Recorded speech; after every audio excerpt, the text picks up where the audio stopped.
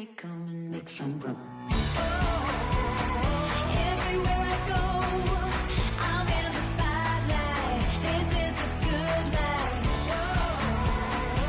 I'm living bold. This is what it looks like. On the tip top of the world.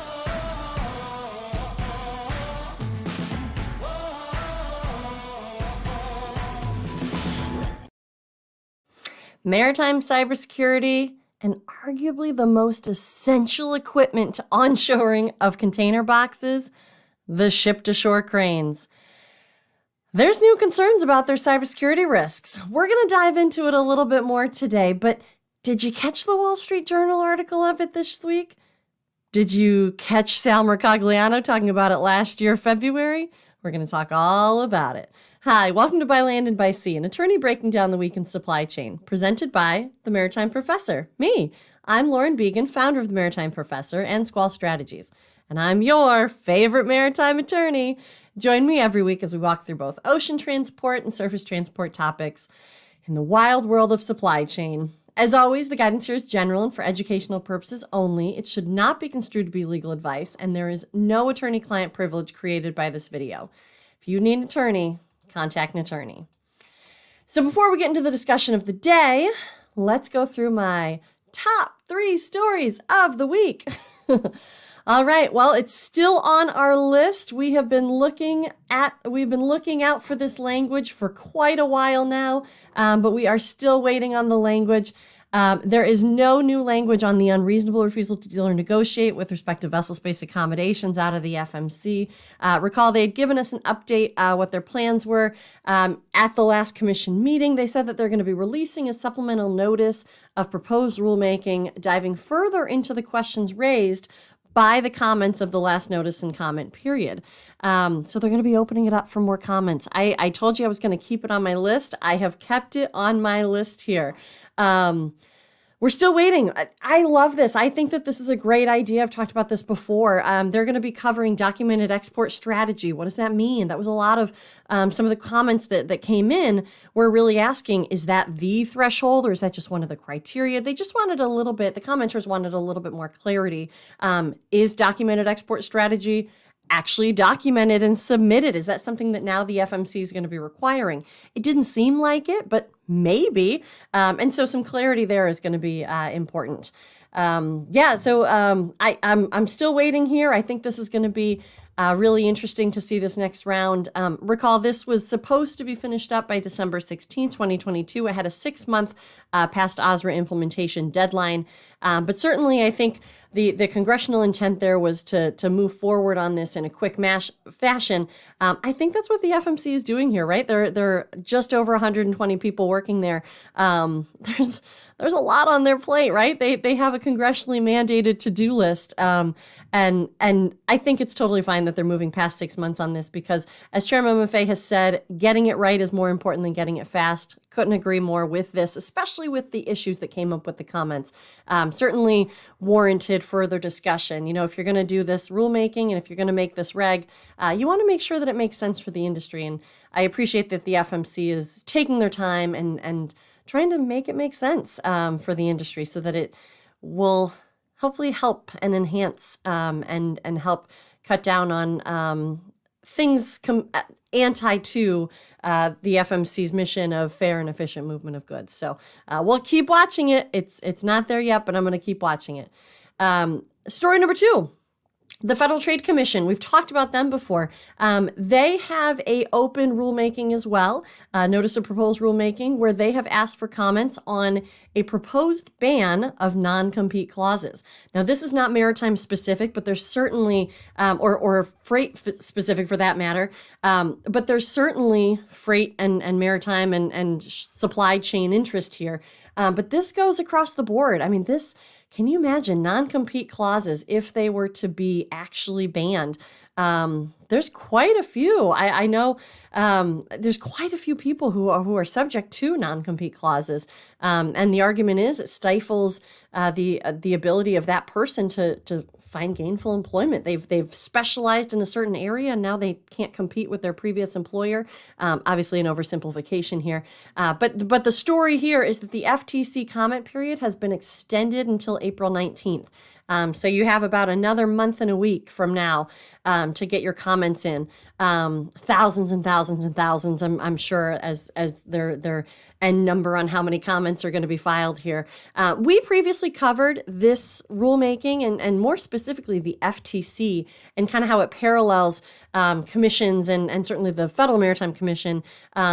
So that there was a little bit of familiarity to it. So the Federal Trade Commission is a commission, an independent regulatory commission. And so that's where we went with it from by land and by sea, was comparing the FTC or explaining the FTC and its independent regulatory creation, stature, kind of structure, and as it kind of relates to the familiarity that we have with the Federal Maritime Commission.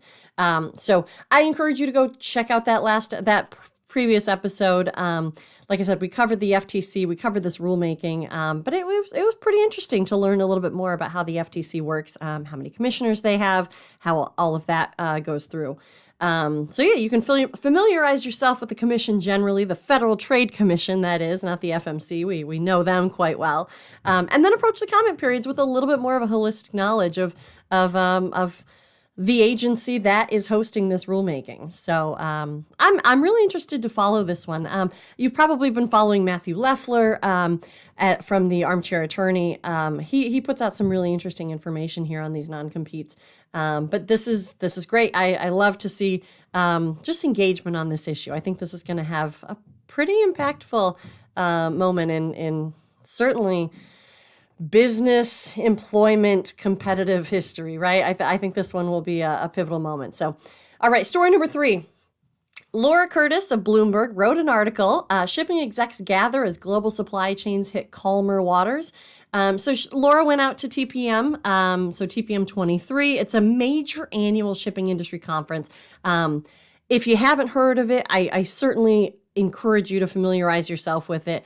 Some of the best conference networking, panels, information really comes from this TPM, this annual conference, put on, like I said, by S&P Global Market Intelligence. So Laura reported that that confidence in, this is a quote, confidence in the industry's ability to deliver goods consistently has been shattered, as she writes, according to the official theme of TPM 23, she's reporting. So confidence in the industry's ability to deliver goods consistently has been shattered, is what she's reporting as a quote within her article, as the official theme for TPM 23. So shattered. Confidence in the ability to deliver goods consistently has been shattered. So obviously being an S&P Global Market Intelligence event, so that's JOC, is likely to be a little bit more shipper leaning, right? So JOC tends to be a little bit more shipper focused in its reporting. Not, I mean, in a mild sense, I guess, maybe even more than that. But being fair, so with the major congestion delays and exponential increases in the ocean shipping rates over the past few years, right? Certainly confidence in the industry's ability to deliver goods consistently and reliably has been, shattered. It's accurate, but I don't know if I'd go as far as to say shattered, but certainly in the short term, right? It was very significant. Certainly shaken. I think, even though the theme, as quoted, was shattered, I think I'd be more comfortable with shaken, because I don't think that it's irreparably broken. I think that there were some significant things, obviously, that happened over the past few years. But I also think that this is something that the industry is learning from, and making changes related to. I think we saw Congress weighing in on that, certainly from a domestic standpoint, but as an international global industry. So Laura then, she appropriately ties supply chain strains to pressure on inflation, saying that as the strains are easing, so is its effect on inflation. Totally agree with that, right? So if it costs more and it's certainly longer to ship something, that's undoubtedly going to turn into higher prices for the end consumer, right? We've talked about that before here. That's you and me, right? Out there trying to buy stuff. It's not entirely the reason for the inflation. Let's be clear, but it certainly has a noticeable impact. Inflation, I don't think was a surprise to a lot of people who work global supply chain world once we saw all that congestion hitting the ports. Because of course, if it used to cost $1,500 for a box to move, and now it's costing $20,000 for that same box, the goods inside that box just got a lot more valuable, didn't they? And not necessarily in value, but certainly in how much it's going to cost on the shelf. But I do think that things are certainly easing in terms of global shipping strains and rates that shippers enjoy. We've had a lot of coverage over the rates dropping out. Certainly that was happening in the fall and continues to happen. But I continue to warn, the pendulum's not quite done swinging, I don't think. We're not back to the new normal yet. We've just swung the pendulum to the other side. But beware, right? So still beware. We have quite a few new build vessels that are going to be hitting the market, which also means that we're likely seeing older built vessels being retired from the market as well. That's a piece that I don't always see as well reported. I keep hearing that the storyline that capacity is going to surge is not entirely accurate because the old builds will be cycled out, right? So will it be a one in, one out situation? I mean, probably not entirely. But don't use the argument of, look how much new capacity, look how much space on ships is coming as the only factor that you're looking at and as the reason why rates will stay low. Certainly new environmental requirements are also going to be a factor there. But speaking, I guess, back to the new builds, it is going to be a lot of capacity coming in. But don't forget about the old builds. Don't forget about cycling out of these old vessels. So these new environmental requirements kind of also tag into that, right? So I'm specifically thinking of the CII, the Carbon Intensity Index. That'll probably have some measured effect on global shipping as well, though that's definitely a conversation for another day. Essentially, the Carbon Intensity Index, as you've probably heard or haven't, I encourage you to go look it up, is a newly effective requirement as of January 1 of the IMO, the International Maritime Organization, where vessels in their routing, berthing, I mean, pretty much all operational decisions to some extent, kind of the essence of the vessel is going to be rated on their carbon intensity footprint and then given a grade. And then based on that grade, there may be financial implications and penalties. I mean, that's money, right? But like I said, this is an oversimplification and certainly a conversation for another day. The point being, though, that new builds are going to be friendlier to the CII requirements and the old builds will not, which is only going to further incentivize the cycling out of the old builds. Look, lots going on here. I'm going to keep watching. I love that Laura covered TPM. There were a lot of different maritime journalists, maritime trade press focused folks that were out there. I'm going to keep listening for stories coming out of TPM. I'll certainly highlight ones that really kind of stand out that I see that are really interesting. But TPM is kind of a pivotal moment for the industry every year, right? It always happens kind of in the February, March timeframe. So it's really interesting. I think that one thing that I am looking to see, and that's been kind of back and forth reported on, is contract negotiations that usually happen in the spring, and sometimes happen at TPM. So haven't heard a lot there yet, but I'm interested to see how the rate relayed into some of those contract negotiations. I was hearing some stories about some shippers who were thinking of maybe sticking with the spot rates in the interim, but then maybe might be some value to the reliability of a service contract or contractual rate. I don't know. Going to keep watching it. Certainly, I'd love to hear from you. How was TPM? Did you get to go? Were you there? How were all the different panels? I've just heard nothing but great things from the whole conference. So, yeah, it sounds like it was a great event. Another big success. All right, so let's get into the meat and potatoes of the day here. We are talking about maritime cybersecurity. It has been a little while since we covered this topic, and this week this topic was front and center in a Wall Street Journal article.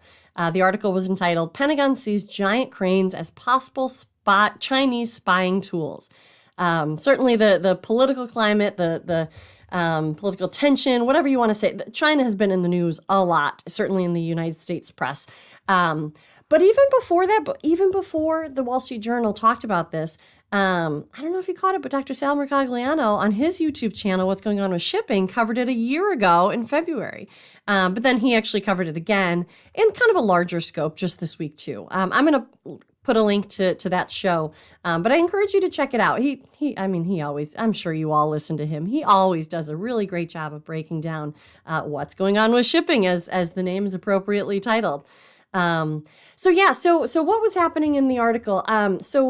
There was a quote in the article that said, or I should say, I'm going to quote the article here that said, some U.S. officials have compared ship-to-shore cranes made by the China-based manufacturer ZPMC to a Trojan horse. So that's it. So the cranes that we're talking about are these ship-to-shore cranes. The company that they come from, for the most part, is ZPMC. And so I'll continue to quote from the article. While comparably well-made and inexpensive, they contain a sophisticated sensor that can register and track the provenance and destination of containers, prompting concerns that China could capture information about material being shipped in or out of the country to support U.S. military operations around the world. End quote from the article. That's basically it, right? That's kind of exactly what you would assume the article is saying, is that there's something going on with these cranes, that there's probably some tech in them, and that something about it is allowing China to, as the title appropriately says, spy on the U.S. So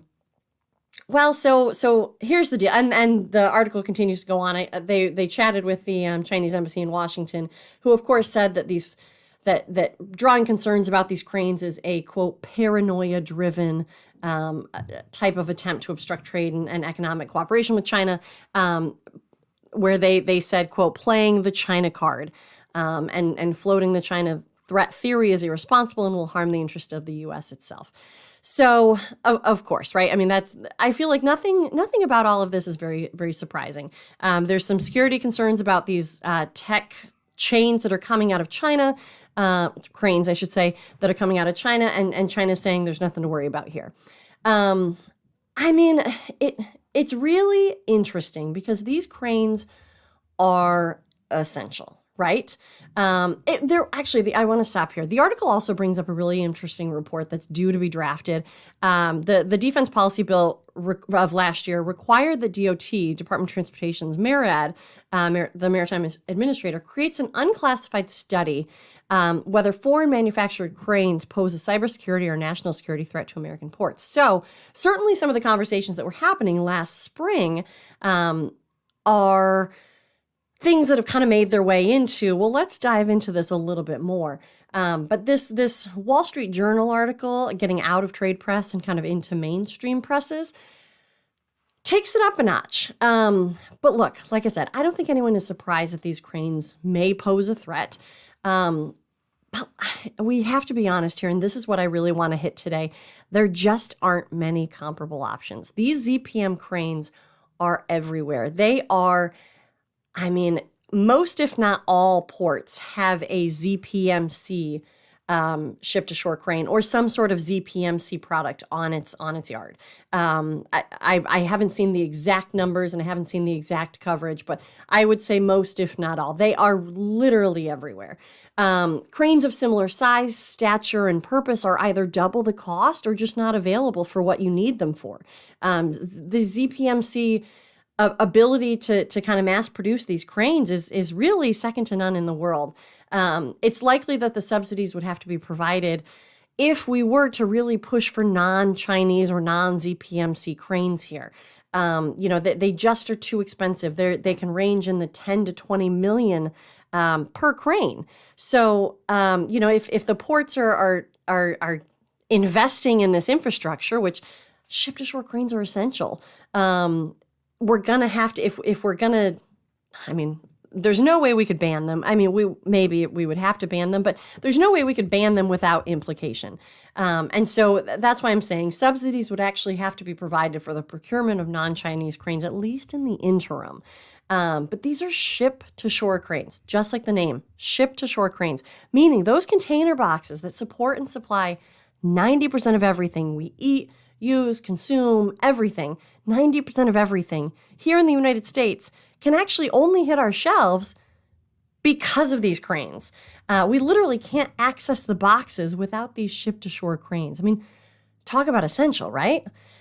So yes, it's important to run down the cybersecurity risks here 100%. But let's keep the bigger picture in mind too. I just don't want the political conversation, the geopolitical conversation that is the larger China conversation to somehow get so involved in the port infrastructure world where there just aren't really options that, I mean, imagine if we were to ban ZPMC cranes from either use, or even maybe we ban the cranes that were not only new purchases, but old cranes that were already in the system. That would shut down the movement of goods. If you couldn't take that box off of the container and put it onto the land, onto the yard, I mean, that would shut down the movement of goods. And I don't think it's an over-exaggeration to say so. So that's my worry here, is that as port infrastructure, as these ZPM cranes get into the larger society of conversation, and that's my worry with this hitting the Wall Street Journal, is that the full picture has to be included as this concern about these cranes is also brought to the forefront. There just aren't a lot of other options that are either options at all or financial reality options out there. So, it seems like maybe there's a business opportunity here, a possible business opportunity, right, for competition in the market. And with the attention and funding on ports these days, I mean, we're hearing all the time that port infrastructure is a major piece of funding budgets. I think the budget just came out and said the PIDP program was going to have some more funding for maritime port infrastructure. I love it. I think this is great. Infrastructure in a port is always a great idea, right? I mean, like I said, this is how 90% of everything hits our shelves. And if we can make that process faster, easier, more infrastructure supporting that, just in general, if we can streamline or increase efficiency, that's going to help all of us pay for stuff, because the more cumbersome, the more expensive, and ultimately that gets pushed out to the consumer. I mean, these are all oversimplifications here, but it really is important to keep that larger picture. So as anybody talks about these cranes, if maybe this comes up in casual conversation, like I said, that's the worry about this hitting society without the conversation behind it. Outright ban is not the answer here, at least not with some sort of safety, without some sort of safety net or alternative discussion on how this can be fulfilled, because these cranes are essential. So, I mean, like I said, maybe with the attention and funding on ports these days, maybe this competition, maybe this business opportunity, maybe it's the right time for a manufacturing company to really seriously look at ship-to-shore cranes. And at least to begin with, I mean, maybe some government funding to support. I guess I'm just going into, if we're anywhere near a full-on ban of Chinese cranes or ZPMC cranes, we have to provide a safety net, because we cannot shut down we cannot shut down the ability to take the boxes off the vessels, right? That's really what we're looking at here. And certainly from anybody that I'm talking to on who's listening now, I probably don't need to tell you that, right? So these ZPMC cranes are just so essential. I cannot stress that enough. But something to consider. So along those lines, I also wanted to bring your attention to a program that Coast Guard started a few years ago in the realm of maritime cybersecurity readiness. I thought that it was important to bring this up because I don't hear a lot about it in casual conversation in, global shipping and maritime world. And I think it's important. So in the Maritime Cyber Readiness branch of the United States Coast Guard, they've created a cyber protection team. And teams, there's multiple teams. So these teams are deployable units that offer cybersecurity services to the marine transportation system. Did you hear that? They are deployable units that can help with cybersecurity and maritime cybersecurity issues. So CPT, these the cyber protection teams, I forgot what the P was, cyber protection team, CPT, consists of 3 teams of active duty Coast Guard cybersecurity professionals who are trained and certified in delivering CPT services for assessing, hunting, clearing, and hardening hardening the system. So basically, if you need an expert to come in, Coast Guard has that opportunity, and they can come help either scrub your system, check for general maritime security hygiene, cybersecurity hygiene, or just best practices, right? So the CPT's mission, so this cyber protection team's mission, is to enhance the resiliency of the maritime marine transportation system critical infrastructure against cyber disruption through consistent, proactive engagement with both public and private industry organizations. And their website even says that they conduct worldwide operations. I have had it come up a few different opportunities when I've talked to the Coast Guard, and I can't quite remember. I believe these might be free services. But either way, it's certainly something worth considering, certainly something worth looking further into, and definitely something just learning more about. So it's on the Coast Guard website, but they also have an email dedicated to kind of discussing these teams. It's maritimecyber@uscg.mil. I mean, there's if you're anywhere in the maritime world, maritime infrastructure, it's not just IT, it's not just computers, it's OT too, it's operational technology. It's the cranes that are connected to the internet. It's the Internet of Things, IoT, basically anything connected to the internet these days could be vulnerable. And these teams, these cyber protection teams, that's why they were created, was to go help and assess and harden your response and clear any threats that you have. It just seems like a great idea, and certainly something that's not talked about enough, the value of these. These are very real, very serious problems. Maritime cybersecurity, if it were to affect in a large magnitude way, even just small magnitude way, disruptions to the global supply chain can have major impacts and consequences. We all know that. Maybe these CPTs could even help with scrubbing these ZPMC cranes. So that's a lot of alphabet soup, right? So maybe these maritime cyber protection teams of the Coast Guard could help with scrubbing and making sure and just checking on these Chinese cranes, these ZPMC cranes that are already at most of our ports. Or they certainly could help with advice relating to best practices for cybersecurity hygiene and kind of best practices in general, just to check in on it, because it's something that is everybody should be keeping as part of their regular, just general checks, making sure that you're kind of, not only you understand maritime cybersecurity, but that you know that you have some best simple practices in place, or maybe you're going to be Fort Knox. You're going to really lock it down and make sure that everything is very protected. Obviously, the latter would be the best, but at least approaching it in the first instance is important too. There's also some private companies that provide cyber hygiene and maritime cyber best practices, cybersecurity best practices, two that I like to follow, and these aren't necessarily, I just happen to follow them, and I sometimes pass along companies that I'm following. So Cyberstar is a Zim and Confidus company. They're out of Israel. And then Hudson Analytics is domestically, I think they're out of New Jersey. But so we have the Coast Guard, we have private companies out there. There's certainly more than just those two. I just happen to follow them on LinkedIn and think that they put out some pretty interesting information. But it's very important. It's very serious to make sure that cybersecurity and maritime cybersecurity is forefront of everybody's thinking here. But also, we've heard it before, right? The cure can't be worse than the disease. So we need to make sure that we provide options, because we cannot shut down this piece, this crucial element of taking the boxes ship to shore, right? Ship to shore. So look, as always, the guidance here is general and for educational purposes. It should not be construed to be legal advice directly related to your matter. If you need an attorney, contact an attorney. But if you do have specific legal questions, feel free to reach out to me at my legal company, Squall Strategies. Otherwise, for the non-legal questions, the e-learning, general industry information, and insights, come find me at the Maritime Professor. If you like these videos, let me know. Comment, like, and share. If you want to listen to these episodes on demand, or if you missed any previous episodes, check out the podcast By Land and by Sea. And if you prefer to see the videos, they live on my YouTube page, By Land and by Sea, presented by the Maritime Professor.